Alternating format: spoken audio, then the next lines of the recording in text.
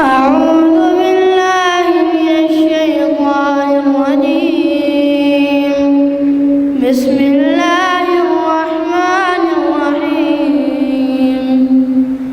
يا أيها المدثر قم فأنذر وربك فكبر وثيابك فطهر والرجز فاهجر ولا تمنن تستكثر فلربك فاصبر فإذا نقر في الناقور فذلك يومئذ يوم عسير على الكافرين غير يسير. ذرني ومن خلقت وحيدا وجعلت له مالا ممدودا وبنين شهودا ومهدت له تمهيدا ثم يطمع أن أزيد كلا إنه كان لآياتنا عنيدا سأرهقه صعودا إنه فكر وقدر فقتل كيف قدر ثم قتل كيف قدر ثم نظر ثم عبس وبسر ثم أدبر واستكبر فقال إن هذا إلا سحر يؤثر إن هذا إلا قول البشر سأصليه سقر وما أدراك ما سقر لا تبقي ولا تذر لواحة للبشر عليها 19. إن الحمد لله نحمده ونستعينه ونستغفره ونعوذ بالله من شرور أنفسنا ومن سيئات أعمالنا. من يهده الله فلا مضل له ومن يضلله فلا هادي له وأشهد أن لا إله إلا الله وحده لا شريك له وأشهد أن محمدًا عبده ورسوله.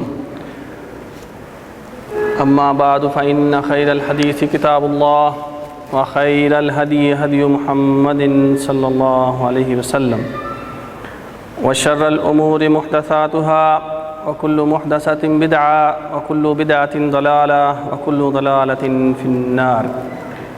أما بعد أعوذ بالله السميع العليم من الشيطان الرجيم من همزه ونفخه ونفثه. بسم الله الرحمن الرحيم. يا أيها الذين آمنوا قوا أنفسكم وأهليكم نارا وقودها الناس والحجارة. قال رسول الله صلى الله عليه وسلم كلكم راع وكلكم مسؤول عن رعيته. آج کا ہمارا یہ پروگرام اس کا موضوع ہے تربیت اولاد. تو میں اللہ سے دعا گو ہوں کہ رب العالمین مجھے اس موضوع کو کما حقہ بیان کرنے اور پھر ہمیں اس کو سمجھنے اور پھر سمجھ کر ہم سب کو اس پر عمل پیرا ہونے کی توفیق عطا فرمائے. آمین. رب اشرح لی صدری ویسر لی امری واحلل عقدۃ من لسانی یفقہوا قولی. اولاد کی تربیت یا دوسرے لفظوں میں اولاد کے حقوق.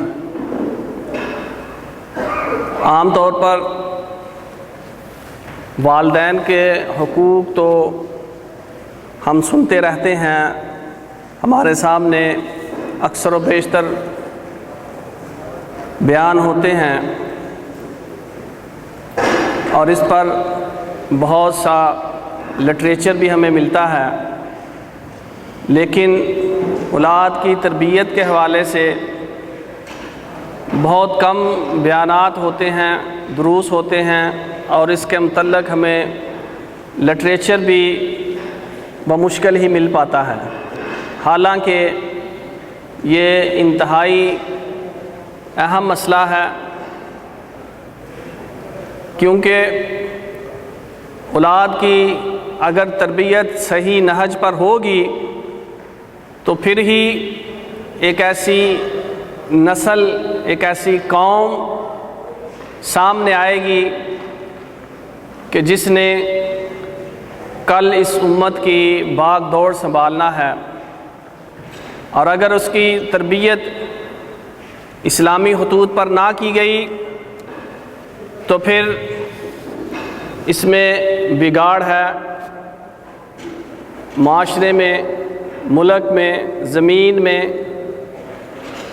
امن و سکون نہیں رہے گا، فتنہ و فساد برپا ہوگا۔ تو اللہ نے سورہ مریم میں ارشاد فرمایا، یا ایھا الذین آمنوا قوا انفسکم واہلیکم نارا وقودھا الناس والحجارہ، کہ اے ایمان والو اپنے آپ کو اور اپنے اہل و عیال کو جہنم کی آگ سے بچاؤ کہ جس کا ایندھن انسان اور پتھر ہیں۔ تو جہنم کی آگ سے بچانا سب سے پہلے اپنے آپ کو، اور پھر اس کے ساتھ اپنے اہل و عیال کو، اپنی اولاد کو۔ تو تربیت اولاد میں کچھ مراحل ہیں، کچھ سٹیجز ہیں۔ جو پہلا مرحلہ ہے، جو پہلی سٹیج ہے، وہ ہماری اپنی اصلاح ہے، یعنی والدین کی اپنی ذات کی تربیت اور اصلاح، کہ قوا انفسکم، کہ پہلے اپنے آپ کو صحیح کرو، اپنی اصلاح کرو، اور پھر واہلیکم، اپنی اولاد کی۔ اور اسی طرح اللہ نے فرمایا، اتأمرون الناس بالبر وتنسون انفسکم، کہ تم لوگوں کو نیکی کا حکم دیتے ہو اور اپنے آپ کو تم بھول جاتے ہو۔ کہ ایسا نہیں کہ ہم تو بگڑے نواب تھے، ہمیں تو کسی نے سمجھایا نہیں، ہمارے ماں باپ جاہل تھے، ان پڑھ تھے، ان کو پتہ نہیں تھا، تو ہم بھی اپنی اصلاح نہیں کر پائے، تو ہم جیسے ہیں ٹھیک ہے، اب تم اپنے آپ کو سنوار لو۔ نہیں، پہلے اپنے آپ کو سنوارو، اپنی اصلاح کرو، اپنی تربیت کرو، اور پھر اس کے بعد اپنی اولاد کی طرف آؤ، اپنے اہل و عیال کی طرف آؤ۔ اور جیسے نبی کریم صلی اللہ علیہ وسلم نے فرمایا، ما من مولود الا یولد علی الفطرہ فابواہ یہودانہ او ینصرانہ او یمجسانہ، رواہ متفق علیہ۔ کہ ہر بچہ فطرت پر پیدا ہوتا ہے، یعنی اسلام کی فطرت پر پیدا ہوتا ہے۔ اب یہ اس کے والدین ہیں، یہ اس کے ماں باپ ہیں، اگر تو وہ یہودی ہیں تو وہ یہودی ہو جائے گا، اگر عیسائی ہیں تو وہ عیسائی ہو جائے گا، اگر مجوسی ہیں تو مجوسی ہو جائے گا۔ یعنی جو دین ماں باپ کا ہے وہی دین اولاد اڈاپٹ کرتی ہے، اور اگر وہ مسلمان ہے تو وہ مسلمان ہو جائے گا، اور اگر مسلمان ہونے کے باوجود وہ نیکوکار نہیں ہیں، وہ فاسق و فاجر ہیں، تو پھر اس چیز کا گمان نہ رکھے کہ ہمارے بچے جو ہیں وہ وقت کے ولی ثابت ہوں گے، الا ماشاء اللہ۔ کیونکہ عربی کا ایک شعر ہے جس کا ترجمہ کچھ اس طرح ہے کہ گھر کا سربراہ اگر دف بجانے والا ہو، ڈرمر ہو تو اس کے بچے جو ہیں، اس کی جو اولاد ہے، اہل و عیال کا دستور رقص کرنا، ڈانس کرنا ہی ہوگا، کہ جو گھر کا سربراہ کرے گا اس کی نقل کریں گے۔ اور ہم دیکھتے ہیں بچے تو اپنے ماں باپ کی ہو بہو کاپی کرتے ہیں۔ باپ سگریٹ پی رہا ہے، بچے نے پینسل پکڑ لی ہے، باپ کی نقل کر رہا ہے، اور ہم بڑے خوش ہوتے ہیں کہ دیکھو یہ نقل کر رہا ہے، حالانکہ وہی جب بڑا ہو کے یہ کام کرتا ہے تو ہمیں پھر بڑا ناگوار گزرتا ہے، ہم بڑے پریشان ہوتے ہیں۔ تو جب ہم نے اپنی اصلاح نہیں کی تو پھر ہم کیسے توقع کریں گے کہ ہماری اولادیں بڑی نیکوکار ہوں گی؟ اگر والدین مزاروں پر، درگاہوں پر جانے والے ہیں، بدعت و شرک کا ارتکاب کرنے والے ہیں، تو پھر اولاد بھی ایسی ہی ہوگی۔ تو اس لیے جہاں یہ اولاد صدقہ جاریہ ہے، وہاں پھر یہ اولاد ثواب جاریہ کے ساتھ پھر گناہ جاریہ بھی بن جاتی ہے۔ ہم نے جو ان کی اصلاح نہ کی تو پھر یہ گناہ جاریہ بھی بن جائے گی، ہمارے گناہوں میں اضافے کا باعث بنتی رہے گی۔ اور جب والدین نیکوکار ہوں تو چاہے وہ دنیا سے چلے بھی جائیں لیکن ہوں نیکوکار صالح، تو اس کا اثر پھر اولاد میں ان کے اس دنیا سے چلے جانے کے بعد بھی نظر آتا ہے۔ جیسے اللہ تعالیٰ نے سورہ کہف میں فرمایا وَكَانَ أَبُوهُمَا صَالِحًا، کہ وقت کے دو نبیوں کو اللہ نے اس کام پر لگا دیا کہ ان دو یتیم بچوں کو، ان کے خزانے کو، ان کے مال کو سیو کریں، اس کی پروٹیکشن کا انتظام کریں، کہیں وہ ضائع نہ ہو جائے۔ وقت کے دو نبی، فقط وجہ یہ تھی کہ ان کا والد، ان کا باپ اکان ابوہما صالحا، نیکوکار تھا، صالح تھا۔ تو اگر ہم دنیا سے چلے بھی جائیں گے تو ضرور ہماری اولاد پر اس کا اثر ہوگا۔ علامہ اقبال نے اس لیے تو کہا تھا یہ فیضان نظر تھا یا کہ مکتب کی کرامت تھی، سکھائے کس نے اسماعیل کو آداب فرزندی، کہ حضرت ابراہیم اسماعیل علیہ السلام کو صحرا میں، بیابان میں چھوڑ کر چلے گئے تھے، لیکن جب وقت آیا قربانی کا، بیٹے سے پوچھا تو بیٹے نے کیا کہا کہ ابا جان جو آپ کو حکم ہوا آپ کر ڈالیے۔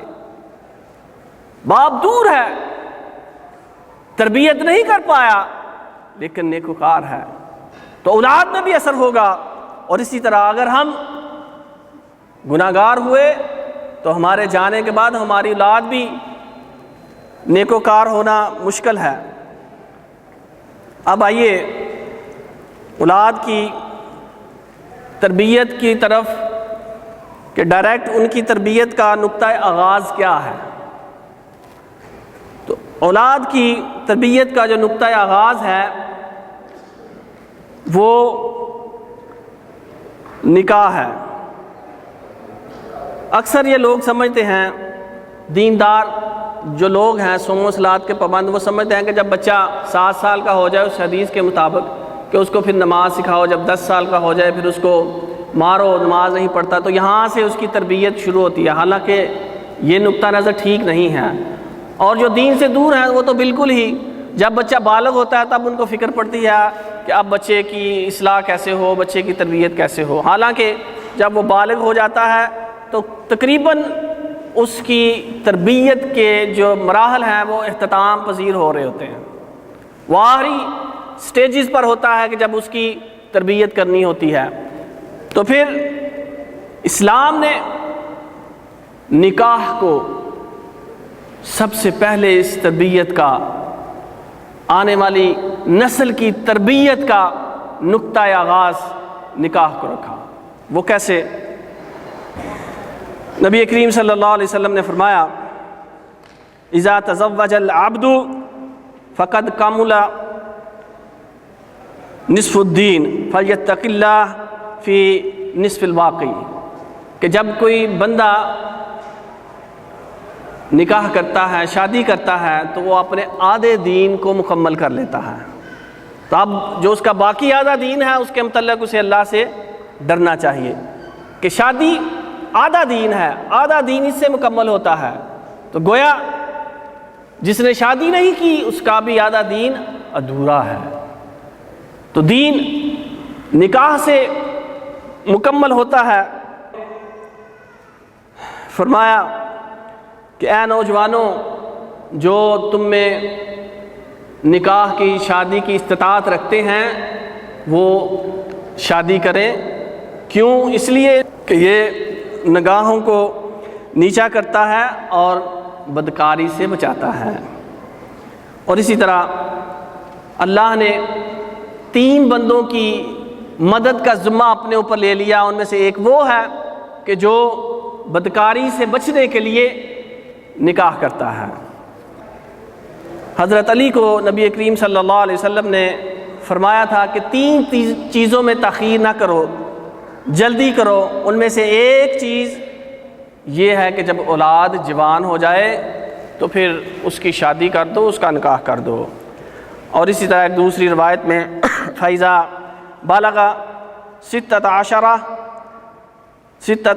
سنہ زوجہ ابوہ، کہ جب بچہ 16 سال کا ہو جائے تو پھر اس کے باپ کو چاہیے کہ اس کی شادی کر دے۔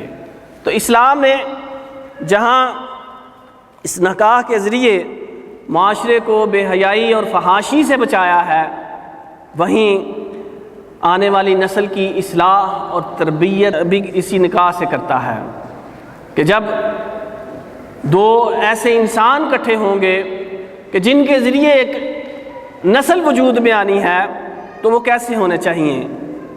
نبی کریم صلی اللہ علیہ وسلم نے فرمایا اذا خطب علیکم من ترضون دینہ وخلقہ فزوجوہ الا تفعلوا تکن فتنۃ فی الارض وفساد عریض۔ جب تمہارے پاس کسی ایسے شخص کا پیغام آ جائے، نکاح کا پیغام آ جائے کہ جس کے دین اور اس کے اخلاق سے تم مطمئن ہو، تو پھر نکاح کر دو۔ تمہارے زیر سایہ جو بچیاں ہیں ان کا نکاح کر دو۔ اور فرمایا اگر ایسا نہیں کرو گے تو پھر زمین میں بہت بڑا فتنہ اور فساد برپا ہو جائے گا۔ یہی وجہ ہے کہ فتنہ و فساد ہم دیکھتے ہیں زمین میں کیسے، کہ جب بچوں کی شادی وقت پر نہیں ہوتی تو پھر وہ اس ضرورت کو پورا کرنے کے لیے ادھر ادھر منہ مارتے ہیں، تانک جھانک ہوتی ہے، ڈیٹنگ ہوتی ہے، چیٹنگ ہوتی ہے، طرح طرح کی بے حیائی اور فحاشی ہمیں نظر آتی ہے معاشرے میں، فقط اس لیے کہ ہم شادیوں میں، نکاح میں تاخیر کرتے ہیں۔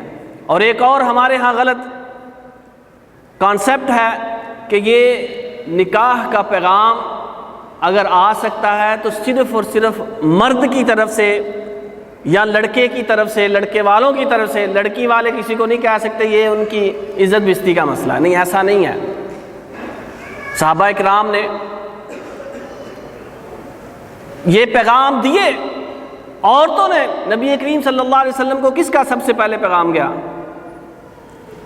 حضرت عمر رضی اللہ عنہ اپنی بیٹی کا پیغام لے کر جاتے ہیں۔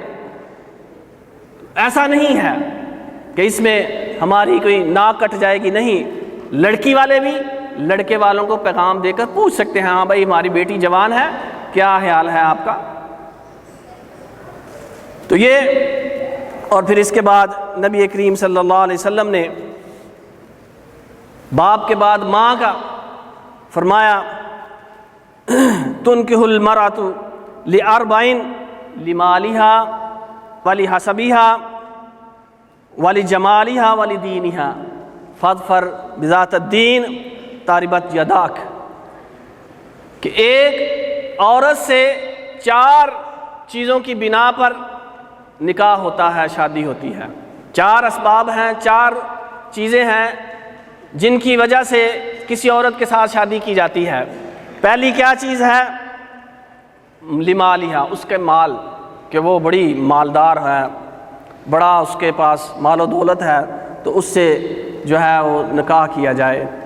یا دوسری چیز کہ وہ بڑا اس کا حسب نسب ہے، اعلیٰ خاندان ہے۔ یا تیسری بڑی خوبصورت ہے، یا چوتھی پھر دیندار ہے۔ ہمارے ہاں عموماً پہلی تین چیزوں کو دیکھا جاتا ہے۔ عورت مالدار ہے، ٹھیک ہے، عورت اعلیٰ خاندان کی ہے، چودھریوں کی ہے، کسی کمی کمین کی تو نہیں ہے، اور اس کا حسن و جمال کیسا ہے، خوبصورت ہے کہ نہیں ہے۔ یہ تین چیزیں ہم دیکھتے ہیں، اور چوتھی چیز جو دین ہے اس کو ہم بھول جاتے ہیں۔ ہم یہ نہیں دیکھتے کہ لڑکا نماز روزہ کا پابند ہے کہ نہیں ہے، اس کے اندر اخلاقی اس کا کردار کیسا ہے، اس کا کریکٹر کیسا ہے۔ نہیں، زیادہ سے زیادہ ہم لڑکے کے متعلق سوچیں گے تو صرف اتنا سوچیں گے کہ ہاں کماتا ہے، کتنا کماتا ہے، انجینئر ہے، ڈاکٹر ہے، کیا کرتا ہے، ہماری بیٹی بھوکی تو نہیں مرے گی۔ اس بیٹی کا رزق اللہ نے ماں کے پیٹ کے اندر لکھ دیا، جس کی ہم فکر کرتے رہتے ہیں کہ ہاں جہاں جائے گی بھوکی تو نہیں مر جائے گی۔ تو نبی کریم صلی اللہ علیہ وسلم نے فرمایا فاظفر بذات الدین، کہ دین کو پسند کرو، دین کا انتخاب کرو، اس عورت سے نکاح کرو جو دیندار ہے۔ تاربت یداک، تمہارے ہاتھ ہاک آلود ہوں دین والی کے ساتھ، دین والی کو ترجیح دو، اس کے ساتھ نکاح کرو۔ اور پھر اس کے بعد جب نکاح ہو گیا تو نکاح کے بعد ایک مرحلہ پھر آتا ہے جس کا اکثر نوجوانوں کو انتظار رہتا ہے، شب زفاف۔ شب زفاف یعنی سہاگ والی رات۔ اس میں اکثر و بیشتر غلطیاں، کہ یہ بھی ایک نقطہ آغاز ہے نسل انسانی کو چلانے کا۔ یہاں سے ہم جب غلطیوں سے اپنا آغاز کریں گے تو پھر ہمیں غلط ہی آگے ملے گا، صحیح نہیں ملے گا۔ صحیح کیا ہے کہ نبی کریم صلی اللہ علیہ وسلم نے بڑی پیاری دعا سکھائی کہ جب تم کسی عورت سے نکاح کرو تو اس کی پیشانی کے بالوں کو پکڑ کر یہ دعا کرو، اللہم انی اسألک خیرہا و خیر ما جبلتہا علیہ و اعوذ بک من شرہا و شر ما جبلتہا علیہ۔ اور اس کے بعد جب میاں بیوی صحبت کریں اور پھر اس کے بعد بھی جب بھی کریں، اس کی بڑی پیاری دعا نبی کریم صلی اللہ علیہ وسلم نے سکھائی، بسم اللہ اللہم جنبنا الشیطان و جنب الشیطان ما رزقتنا۔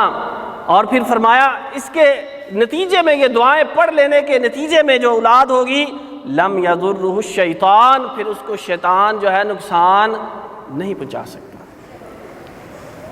اور دوسرے لفظوں میں اگر یہ کام نہ کیے گئے تو پھر اولاد جو ہوگی، ہم خود اپنی زبان میں کہتے ہیں بڑی شیطان ہے، بہت شرارتی ہیں، بڑے شروع سے ہی ہم کہنا شروع کر دیں بڑی شیطان اولاد ہے، یار کیا کریں، قابو میں نہیں رہتی، ہر کسی کو پریشان کرتی رہتی ہے۔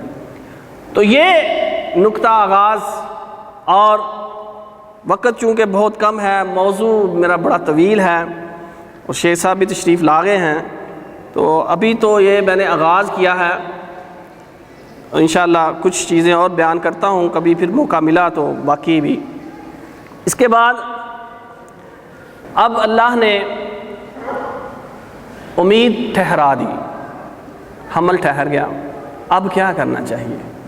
اب جیسے ہم کہتے ہیں کہ اس دوران ماں کو یہ دوائی نہیں کھانی چاہیے، وہ نہیں پینا چاہیے، یہ نہیں کھانا چاہیے، بچے پر اثر ہوگا، بچے کی صحت بگڑ جائے گی، تو اس کی جسمانی صحت کی ہم بڑی فکر کرتے ہیں، روحانی کی نہیں کرتے۔ جبکہ اگر یہی ماں اس دوران وہ تلاوت کلام پاک، ذکر و اذکار نماز کی پابندی کرتی ہے، تلاوت کرتی بھی ہے، سنتی بھی ہے، تو اس کے کانوں کے ذریعے اور اس کی زبان کے ذریعے یہ ساری چیزیں اس بچے کی روحانی خوراک بنتی ہیں۔ اور جب اس کے برعکس کریں گے، گانے سنے جائیں گے، فلمیں ڈرامے دیکھے جائیں گے، تو پھر بچہ بھی ایکٹر ہی پیدا ہوگا، ولی نہیں ہوگا۔ اب اس کے بعد آگے چلیے، بچے کی پیدائش ہو گئی، اللہ نے نیک صالح اولاد دی۔ اب اس اولاد سے پہلے بھی ایک چیز ہے کہ اکثر ہم یہ اولاد کے لیے جب شادی ہو جاتی ہے تو پوچھا جاتا ہے ہاں بھائی کوئی خوشخبری ہے، ہر بندہ ہی دوسرے تیسرے، بھائی وہ بیچارے پریشان ہوتے ہیں، یار ہم تو کوشش کر رہے ہیں، پتہ نہیں اب یہ کیا چاہتے ہیں۔ یہ اللہ تعالیٰ کے اختیار میں ہے کہ اللہ تعالیٰ کب جس جان کو دنیا میں لے کر آنا ہے کب لے کے آئے گا، تو اس کے لیے دعائیں ہیں۔ اولاد کے اس دنیا میں آنے سے پہلے جیسے حضرت ابراہیم نے اور حضرت زکریا نے دعا کی، رب ہب لی من الصالحین، رب ہب لی من لدنک ذریۃ طیبہ انک سمیع الدعاء، تو پھر دعا بھی قبول ہوتی ہے۔ فبشرناہ بغلام حلیم ان اللہ یبشرک بیحییٰ مصدقا بکلمۃ من اللہ وسیدا وحصورا ونبیا من الصالحین۔ تو پھر اولاد بھی دعاؤں کے ذریعے میں جب نیکوکار اولاد کی دعا مانگی جائے گی تو نیکوکار۔ ہم اکثر کہتے ہیں بھائی اللہ آپ کو بیٹا دے، بیٹا سب سے پہلے بیٹا، بیٹی کی کوئی دعا نہیں دیتا، بیٹا اور وہ بھی خوبصورت چاند جیسا۔ صالح نیکوکار اولاد کی دعا کوئی اللہ ماشاء اللہ ہی دیتا ہوگا۔ تو یہ نیکوکار اولاد کیوں؟ اس لیے کہ وہ نیکوکار اولاد ہوگی تو اس کے لیے صدقہ جاریہ بنے گا، اگر نیکوکار نہیں ہوگی تو جیسے میں نے پہلے بتایا وہ گناہ جاریہ بن جائے گا۔ اب اس کے بعد آگے چلیے، بچے کی پیدائش کے فوراً بعد حضرت ابو ہریرہ رضی اللہ عنہ فرماتے ہیں کہ جب کوئی بچہ پیدا ہوتا ہے تو شیطان اسے چھیڑتا ہے، چوکا لگاتا ہے، اسے ٹچ کرتا ہے، جس سے وہ پھر چیخیں مارتا ہے، سوائے عیسیٰ ابن مریم کے اور ان کی ماں مریم کے۔ کیوں؟ فرماتے ہیں کہ پڑھ لو یہ والی آیت کریمہ وَإِنِّي أُعِيذُهَا بِكَ وَذُرِّيَّتَهَا مِنَ الشَّيْطَانِ الرَّجِيمِ، کہ حضرت مریم علیہ السلام کی والدہ نے یہ دعا کی تھی جب مریم علیہ السلام پیدا ہوئی کہ میں تجھے اور تیری اولاد کو اللہ کی پناہ میں دیتی ہوں شیطان کے شر سے۔ تو یہ دعا جب اولاد پیدا ہو تو یہ دعا کی جائے، اور پھر جب اولاد کو یہ دعا کی، اب اس کے بعد کچھ اور چیزیں ہیں، میں ان کا تذکرہ ایسے کرتے ہوئے آگے چلتا ہوں کہ سب سے پہلے اذان اس کے کانوں میں دی جائے، اور پھر گٹی دی جائے کسی نیک شخص کی، یہ چیز آپ جانتے ہیں۔ عقیقہ کیا جائے 7ویں دن، اس کا اچھا نام رکھا جائے، برا نام نہ رکھا جائے، اور پھر اس کے بال کاٹے جائیں اور ان بالوں کے وزن کے برابر چاندی یا اس کی قیمت اتنی یہ صدقہ کیا جائے، اور پھر اس کے بعد اس کا ختنہ کیا جائے۔ تو یہ ابھی بچہ چند ایک دن کا ہے تو اس کی تربیت کے یہ مراحل ہیں۔ اب اس کے بعد ماں کی ذمہ داری شروع ہوتی ہے کہ ماں نے اب بچے کو دودھ پلانا ہے، تو دودھ پلاتے وقت بھی اس کو خاص خیال رکھنا چاہیے اپنے کردار کا، جیسے حمل کے دوران رکھا، اب اس شیرخواری کے زمانے میں بھی وہی کام کرے، ذکر و اذکار، تلاوت، اور کوشش کرے باوضو رہنے کی۔ تو یہ چیزیں اس کے دودھ کے ذریعے بچے کی تربیت پر، روحانیت پر اثر کریں گی، وگرنہ اکبر الآبادی نے بڑا ہی خوب نقشہ کھینچا، کہتے ہیں طفل میں بو آئے کہاں، ماں باپ کے اعتبار کی، دودھ تو ڈبے کا تھا، تعلیم تھی سرکار کی، کہ جب ڈبے کا دودھ ہوگا تو پھر وہی کچھ وہ بنے گا، ڈبہ ہی بنے گا، وہ انسان کم ہی بنے گا۔ تو یہ ماں کا کہ والوالدات یرضعن اولادہن حولین کاملین، اور پھر اس کے بعد جب بچہ بولنا سیکھتا ہے، بچے کے بولنے کا مرحلہ شروع ہوتا ہے، تو کیا بولے وہ سب سے پہلے؟ ہم کیا کہتے ہیں؟ بولو بیٹا ممی، پپا، ڈیڈی، یہی کہتے ہیں۔ اللہ ماشاء اللہ کو کہتا ہوگا کہ بولے اللہ، سب سے پہلا لفظ اس کو جو سکھائے اللہ۔ وہ اس دنیا میں آئے تو اپنے رب کا تعارف کرتے ہوئے آئے، اس کا نام لیتے ہوئے اس دنیا میں آئے، تو یقیناً جب وہ اس دنیا سے جائے گا تو اپنے رب کا نام لیتا ہوا ہی جائے گا۔ تو یہ، اور پھر اس کے بعد اس کو کلمہ سکھایا جائے، کلمہ نبی کریم صلی اللہ علیہ وسلم کے نام کو اسے یاد کرایا جائے، رٹایا جائے، اور باقی چیزیں۔ اور ہم اس کے ساتھ ساتھ ایک بڑی ہی غلط حرکت کرتے ہیں، بچوں کو گالیاں سکھاتے ہیں۔ کوئی باہر سے آتا ہے تو کہتے ہیں بولو، اس کو بولو کتا، وہ کتا بول دیا بچے نے توتلی سی زبان سے، تو بڑا کہکا مار کے ہنستے ہیں، نعوذ باللہ من ذالک۔ اور وہی بیٹا، وہی اولاد بڑے ہو کر جب ماں باپ کو گالی دیتی ہے تو پھر ہم بڑی پریشانی اور بڑے ہی افسردہ ہوتے ہیں کہ اولاد نافرمان نکلی۔ ہم نے بیج کیسا بویا؟ ہم یہ نہیں دیکھتے کہ جو بوئیں گے وہی کاٹیں گے۔ تو اس کو کلمہ، اللہ کا نام، اس سے بولنا سکھائیے۔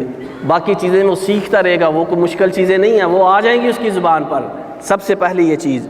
اور پھر جب وہ شعور کو پہنچ جائے تو پھر حضرت سعد بن وقاص رضی اللہ عنہ وہ کہتے ہیں کہ ہم اپنے بچوں کو، چھوٹے بچوں کو نبی کریم صلی اللہ علیہ وسلم کے جہادی واقعات سنایا کرتے تھے۔ ہم کیا سناتے ہیں؟ ہم لوری سناتے ہیں، ہم جھوٹے قصے، کہانیاں، پریوں کی، جنوں کی، بھوت پریت کی، وہ کہانیاں سنا سنا کے ہم بچوں کو رات کو سلاتے ہیں۔ اب تو خیر اس سے بھی آگے زمانہ چلا گیا ہے، اب ایسی چیزیں آ گئی ہیں، ان کی بھی ضرورت نہیں رہی ہے۔ وہ ہاتھ میں یہ تھما دی چیز، بس وہ بچہ اسی کو دیکھتے دیکھتے سو جاتا ہے، وہ پتہ نہیں کیا کچھ تھا اس پہ۔ تو یہ ہم بچپن سے اسلام سے اس کو روشناس کرائیں، اسلامی فتوحات کا تذکرہ کریں، اسلامی واقعات، انبیاء کرام کے، قرآن کے واقعات ان کو سنائیں، ان کو پتہ چلے، ان کے خون کے اندر یہ چیز رچ بس جائے۔ اور جب بچہ ٹین ایج کو پہنچ جائے، بلوغت کو پہنچ جائے، یا اس کا پہنچنے کا وقت ہو، تو اب کیا کرنا ہے؟ اب اس کے دوست بن جائیے، اس کے ساتھ دوستانہ ماحول رکھیے۔ یہ نہیں کہ والد گھر میں آئے تو غصے میں یہ بچہ ایک ادھر بھاگ گیا، ایک ادھر بھاگا، کیا کر رہے تھے، کیا ہو رہا تھا، یہ وہ بچے سارے تھر تھر کامتے ہی رہیں، بس نہیں۔ پیار محبت کا دوستانہ ماحول رکھیے۔ کیوں؟ اس لیے یہ ضروری ہے کہ جب بچہ آپ کے ساتھ فری ہوگا تو آپ کو اپنے ہر معاملات شیئر کرے گا۔ کیسے شیئر کیے انبیاء کرام نے؟ اپنے خواب تک شیئر کیے انہوں نے۔ یوسف علیہ السلام نے اپنے باپ سے اپنا خواب شیئر کیا نا کہ ابا جان میں نے دیکھا ہے چاند کو اور ستاروں کو مجھے سجدہ کر رہے ہیں۔ اور ابراہیم علیہ السلام نے اپنا خواب اپنے بیٹے اسماعیل سے شیئر کیا نا، پھر بیٹے نے بھی کیا کہا کہ اللہ ابا جان جو آپ نے دیکھا ہے آپ کر گزریے۔ چھوٹی چھوٹی چیزیں بچوں کے ساتھ ڈسکس کیجئے، ہاں کیا معاملہ ہے، کیا مسئلہ ہے، کیا ہو رہا ہے، کیا چل رہا ہے۔ لیکن لاڈ پیار اتنا بھی نہیں کہ وہی کہ جو کہ بچہ جب 7 سال کا ہو جائے تو اس کو نماز کا حکم، اور پھر اگر وہ نہ پڑھے 10 سال کا ہو جائے تو پھر اس کو مار، اس کی تدیباً مار بھی ضروری ہے۔ یہ نہیں آج کا جو ایک ماحول بن گیا ہے مار نہیں پیار، وہ بھی ضروری ہے، اس کے بغیر بھی کام نہیں چلتا بسا اوقات۔ تو اس لیے ان دونوں کہتے ہیں نا، کھلاؤ اپنی اولاد کو سونے کا نوالا اور دیکھو شیر کی آنکھ سے، یعنی ان کی تربیت میں جو بھی قدم اٹھانا پڑے وہ کرو۔ اس لیے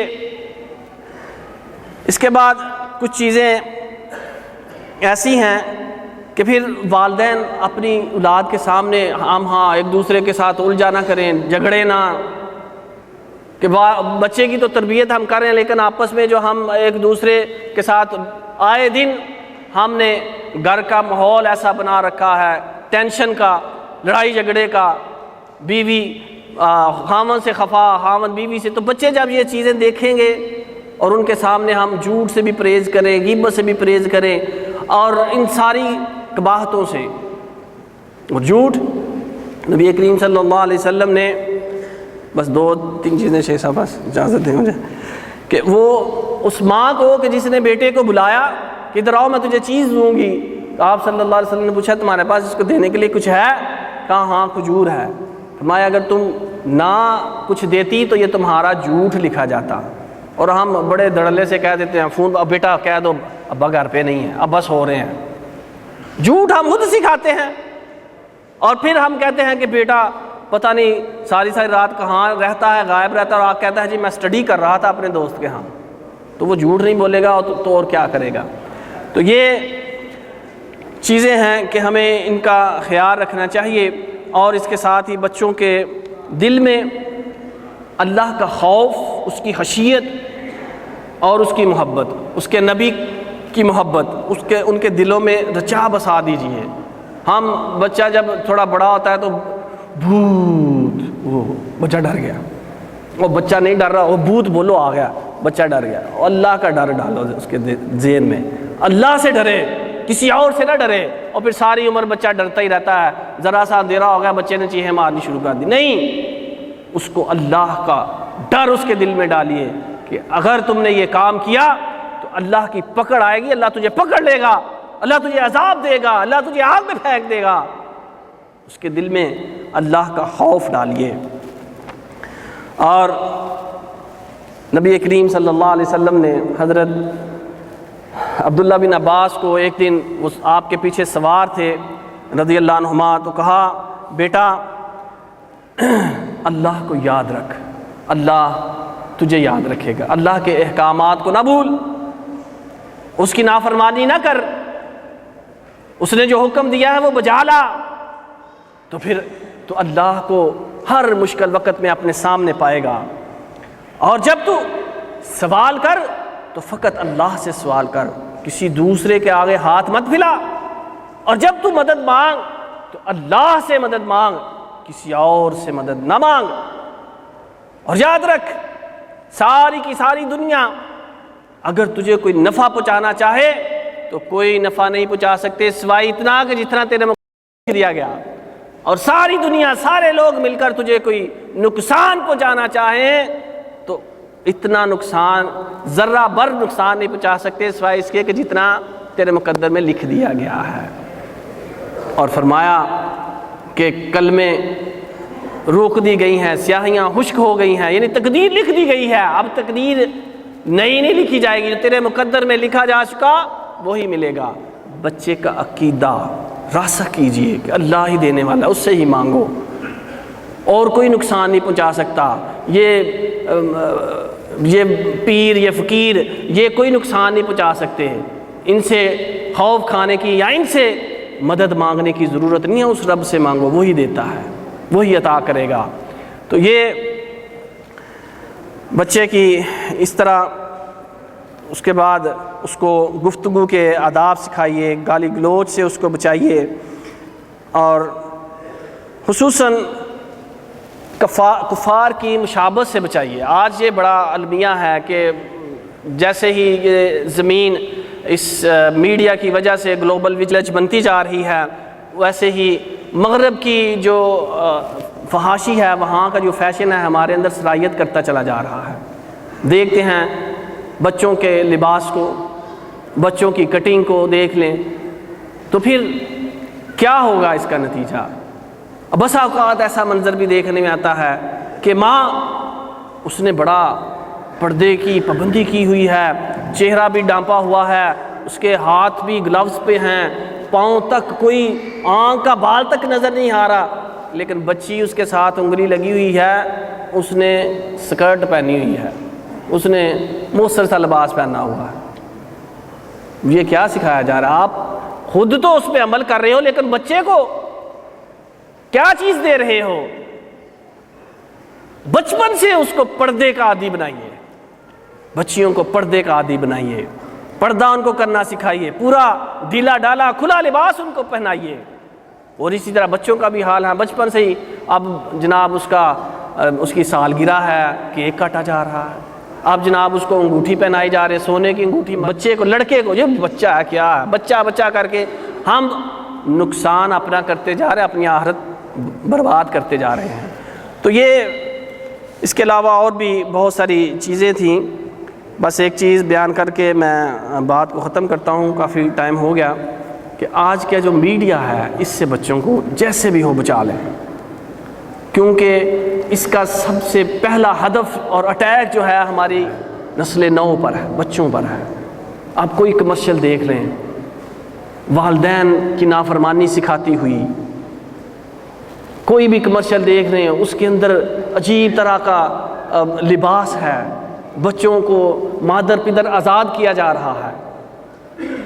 تو یہ اس کے ساتھ یہ جو موبائل ہے یہ اس سے حد الوسع بچوں کو بچائے، اور اگر بڑا ہی ضروری ہو تو پھر چیک اینڈ بیلنس رکھیں، بچوں کو دیکھتے رہیں وہ کیا دیکھ رہے ہیں، کمرے میں بند ہو کے اپنے بستر میں کیا وہ کر رہے ہیں ان کے اوپر پورا چیک رکھیں۔ اور دوست بننے کا ایک اور فائدہ بھی یہ ہے کہ جب بچے بلوغت کے قریب ہوں تو پھر آپ ان کے اندر جو اب جسمانی تبدیلیاں آنی ہیں ان کو بتائیں، والدین نہیں بتاتے، والد کا، باپ کا فرض ہے کہ بیٹے کو بتائے، بیٹا ابھی تھوڑے عرصے کے بعد تمہارے بغلوں میں بال آ جائیں گے، تمہارے زیر ناف بال آ جائیں گے، ان کو تراشنا ہے، ان کو تم نے اپنی مونچھیں آنی ہیں، ان کو کتروانا ہے۔ اور لیکن ہم میڈیا پہ کیا دیکھتے ہیں، بلیڈ کی مشہوری ہے، اور باپ بھی کرتا ہے چنا چن، وہ جناب نعوذ باللہ من ذالک، کہ وہ اس سے کیا کر رہے ہیں، یہ میڈیا سکھا رہا ہے ہم کو، اس لیے اس سے بچائیں۔ اور بچیوں کو اس کی والدہ بتائے کہ بیٹی اب تمہارے اندر یہ تبدیلیاں آنی ہیں، تمہارے لیے اسلام نے اس دوران یہ چیزیں فرض کی ہیں، اس چیزوں سے تمہیں رخصت دی ہے۔ تو یہ ساری چیزیں والدین کا فرض ہے۔ تو جب والدین نہیں بتائیں گے، باہر سے سیکھیں گے، غلط سیکھیں گے، غلط صحبت میں پڑ جائیں گے۔ ان کی صحبت پر بھی ہم نظر رکھیں کہ کون سے بچوں میں اٹھتے بیٹھتے ہیں، ان کی صحبت کیسی ہے، دوست کیسے ہیں۔ جیسے نبی صلی اللہ علیہ وسلم نے فرمایا کہ بندہ اپنی صحبت سے پہچانا جاتا ہے، تو اس لیے ان کی صحبت پر بھی نظر رکھیں۔ یہ ساری چیزیں ہیں جس کو اگر ہم اپنے ذہن میں اپنے ملحوظ احاطہ رکھیں تو بچوں کی جو تربیت ہے وہ انشاءاللہ صحیح نہج پر، اسلامی نہج پر ہوگی۔ اسی پر اکتفا کرتا ہوں۔ اللہ سے دعا ہے اللہ کا الحاکمین ہمیں توفیق دے کہ ہم اپنی اولادوں کی تربیت کر سکیں، اور اللہ ہماری اولادوں کو نیکوکار بنائے، صالح بنائے، اور ہماری آنکھوں کی ٹھنڈک بنائے۔ آمین۔ وآخر دعوانا ان الحمد للہ رب العالمین۔